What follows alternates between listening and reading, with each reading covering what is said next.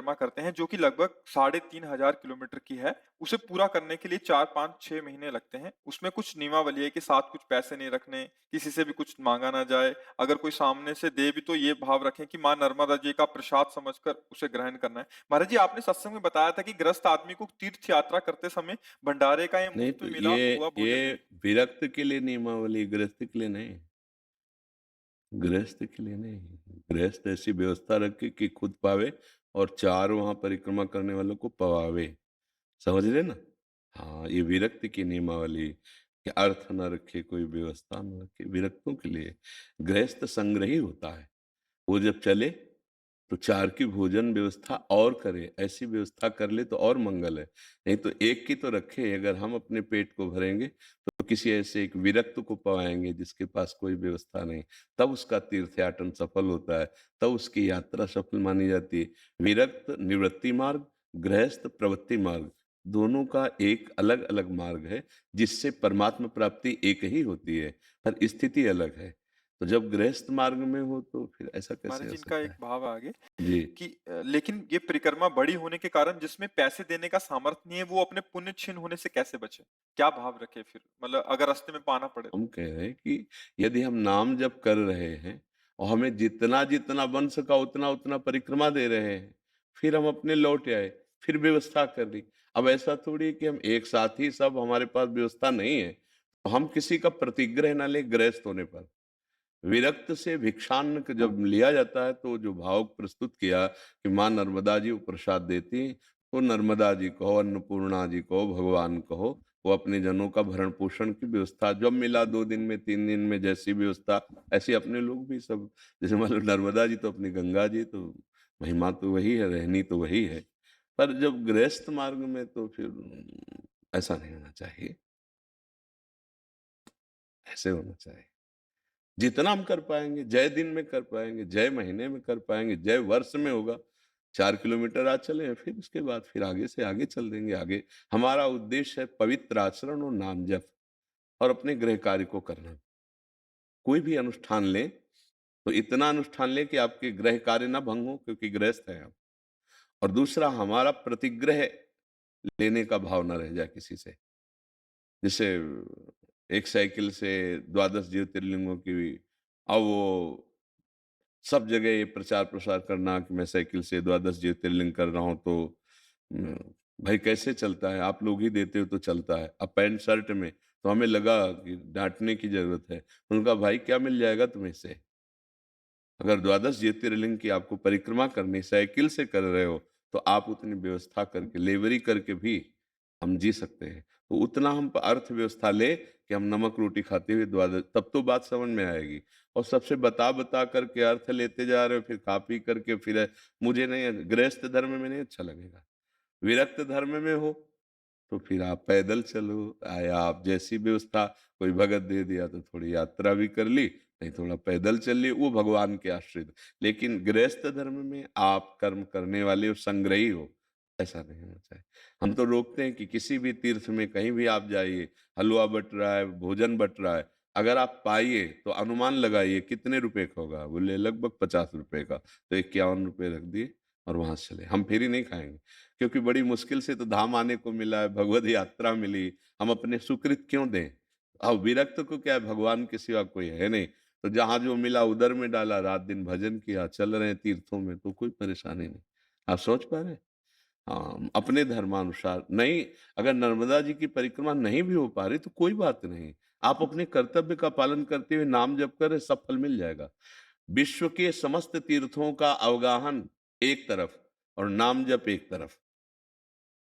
नहीं गोस्वामी जी जैसे महापुरुष कह रहे हैं सुरसर तीर बिन नीर दुख पाई है सुरतर तरे तो दारिद सताई है। ये बात बहुत जोर की हमारे दिमाग में बैठी। राम राम राम जी जौलो तू न जपी है तौलो तू कहूँ जाए तीहू ताप तपी है। बे बहुत छूटबे के जतन विशेष बांधे जाएगो वह है विष भोजन जो सुधा सा खाएगो। जब तक नाम जप नहीं तो खूब ये सब पूर्व में सब हुआ है। और उसका विश्राम स्थल मिला है। जैसे गोस्वामी जी कहे ना, पायो परम विश्राम राम समान प्रभु नाहीं कहूँ। ऐसे विश्राम मिला किशोरी जी के चरणों में, लाडली जी के चरणों में। तो नाम जप करो, गृहस्थ धर्म के अनुसार जितना बन सके, तीर्थयाटन या दान पुण्य आदि, नहीं तो नाम जप अपने आप में भगवत प्राप्ति कराने में समर्थ है।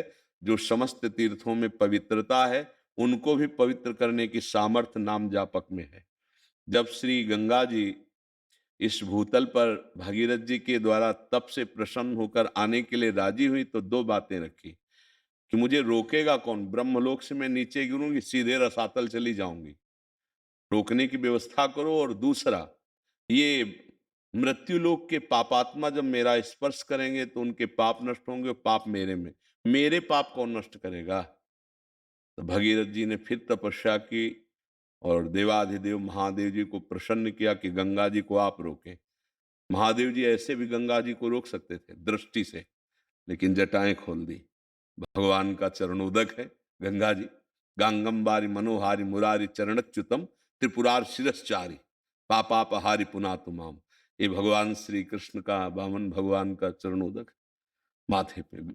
एक समस्या का समाधान हो गया गंगा जी रूपी। दूसरी समस्या का समाधान कि जो शांत हैं, निरंतर ब्रह्माभ्यास में, भगवत चिंतन में है, जो समदर्शी हैं, जो निर्वैर हैं, ऐसे संत जब तुम्हारा स्पर्श करेंगे तो गंगा जी से कहा तुम निष्पाप हो जाओगे। ये गंगा को भी पावन करने की सामर्थ भगवन नाम जापक महात्मा में है। तीर्थी कुर्वन्त तीर्थानि, वो जहां चरण रख दे तो तीर्थों में जो पाप हुआ था, वो पाप तीर्थों का नष्ट हो जाए, उनमें पुनः तीर्थत्व आ जाए, जागृत हो जाए पाप नष्ट करने की सामर्थ्य। इसलिए नाम के प्रति इतना आसक्त हो जाओ कि नाम से बढ़कर कोई परिक्रमा, कोई तीर्थ, कोई साधन नहीं है। नाम जप करते हुए जितना बन जाए बन जाए, नहीं तो नाम जप तो चल ही रहा है। ये हम बड़े बड़े महापुरुषों की बात, भाई जी से हनुमान प्रसाद पोद्दार जी महाराज, मेरी पहली और अंतिम अनुभूति, तुमसे और कोई साधन बने तो ठीक है, ना बने तो एकमात्र नाम ही तुम्हें भगवत प्राप्ति करा देगा। तुम नाम जपने का नियम लो, पूरा भगवान करेंगे। ये भाई जी के शब्द। पूज्य पंडित गया प्रसाद जी गिरिराज वाले बाबा, वो साक्षात चलते फिरते गिरिराज जी माने गए, अंतर्धान हो चुके प्रगट में। उनके वचन, यदि आ लाला ने तुमको भजन करिबे को समय दियो, तो अब यासो कछु न मांगियो। बाबा का मतलब, इससे बढ़कर और कुछ प्रभु के पास नहीं। यदि तुम्हें नाम जपने की रुचि और समय दे दी, इससे बड़ा कुछ और प्रभु के पास नहीं। मतलब बहुत बड़ी वस्तु मिल गई। तो ऐसे नाम जप करते हुए, और स्वयं गृहस्थ हैं तो हम अपने भरण पोषण की व्यवस्था करके फिर हम जो अनुष्ठान करें वो अनुष्ठान, जो ना बने तो राधा राधा राधा राधा, अपने कर्तव्य का पालन करो, नाम जप करो। जब हम भगवत समर्पित होकर नाम जप करते हैं तो एक एक कदम प्रदक्षिणा होती है, हर बात स्तोत्र होता है, सोना समाधि बन जाता है, शयन करना समाधि बन जाता है। सच्ची मानिए, हर क्रिया भगवत पूजा बन जाती है। जब हृदय से समर्पित होकर हम नाम जप करते हैं, जो करते हैं वो सब सब भगवत स्वरूप हो जाता है। अब लौकिक कामनाओं की पूर्ति के लिए, सकामता के लिए, फिर वो अनुष्ठान दूसरा हो जाता है। लेकिन यदि हम भगवत प्राप्ति के लिए, तो समर्थ है नाम भगवत प्राप्ति के लिए। और कैसे, अपवित्र पवित्रो व सर्वावस्थांगतोपि वह यह स्मरेत पुंडरीकाक्षम सवायाभ्यंतरा शुचि। वो बाह्य और अभ्यंतर दोनों जगह से पवित्र हो जाता है। जो अरविंदाक्ष कमल नयन भगवान श्री हरि का नाम जप करता है, स्मरण करता है, बस सब शास्त्रों का सार है। अगर स्मरण चालू हो जाए तो यस्य स्मरण मात्रेण जन्म संसार बंधनात् विमुच्यते नमस्तस्मै विष्णवे प्रभु विष्णवे। अब देख लो, यस्य स्मरण मात्रेण, मात्र स्मरण से जन्म बंधन कट जाएगा, जो जन्म मरण का बंधन है। तो क्या आ जाता है, राधा राधा कृष्ण कृष्ण राम राम हरि हरि। जो नाम प्रिय हो जपो, और जितनी सामर्थ्य हो, तीर्थयाटन है, दान है, पुण्य है, सत्कर्म है, ये करो। अगर नहीं है तो धन मांगने की भगवान से आवश्यकता नहीं है। राधा राधा राधा राधा राधा, इसी से सब ठीक हो जाएगा। समझ पा रहे आप? जी।